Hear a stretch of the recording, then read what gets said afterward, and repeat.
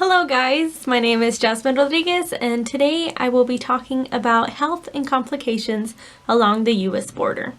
There are so many stereotypes out there for Hispanics, Mexican American people who just live along the border that majority of these people don't even understand what is going on because they don't actually live in a border.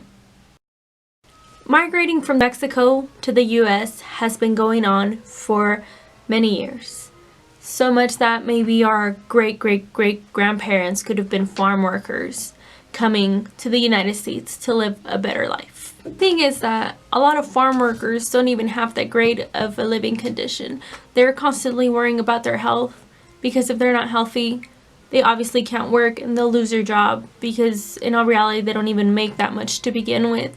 A lot of them just live in makeshift houses, little renting houses, and that's not the best condition. A lot of the actual healthcare here for the farmers is very limited due to resources and other factors that affect the farm worker's life.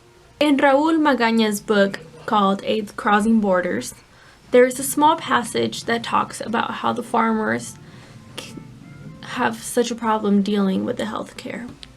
And I quote, "Soon she began to complain that she couldn't move her arm or leg, but she never liked to go to a doctor in the United States. When she couldn't take the pain any longer, she went to Tijuana to stay with her mother, and there she died." One of the most important things that we have to know is that disease knows no borders. It's so true. You don't see a disease going, "Oh, sorry, I can't go into the US or I can't go into Mexico because that's a border." No, a lot of diseases are aerial, through the water, even the dirt. Sometimes pets bring them along, birds. Disease knows no border, and that is the main concept. In Mary Bain's book, Life, Death, and In Between on the US-Mexico border, there's a research that says that it had been estimated by the U.S. Immigration and Naturalization Services that almost 307 million legal border crossings occur each year. This, of course, was taken by the El Paso Community Foundation in 1996. You know, the sad thing is that a lot of people come here to get a better life and to just start new, and they just get judged because people assume that they just want to live off the government and not work. But that's not always the case. That's actually normally not always the case. Now, healthcare here is completely different than healthcare in Mexico.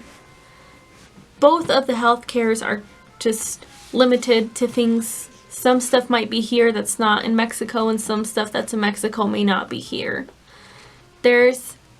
For example, here in the US there's treatment for HIV and AIDS, but in Mexico it's very limited and it's very hard to get those treatments.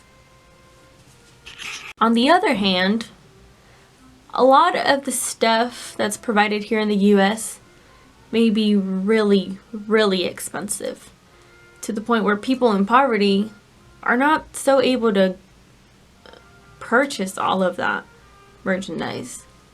But in Mexico, you might be able to find something similar to that, or maybe even the exact same thing for a cheaper price. Theresa L. Byrd's Cross-Border Utilization of Healthcare Services by United States Residents Living Near the Mexican Border, it was concluded in her research that a lot of healthcare services were really common near the US-Mexico border. A lot of the stuff that happened after the research was concluded was very difficult. A drug war broke out, so they weren't really able to go and get more research from that. But a lot of complications came as well because people started to need passports to go back into the US, so that was very limiting towards the people. And in the end, there are just so many articles and so many journals, so many books that prove what is really going on in the world and what just really is happening along these border crossings.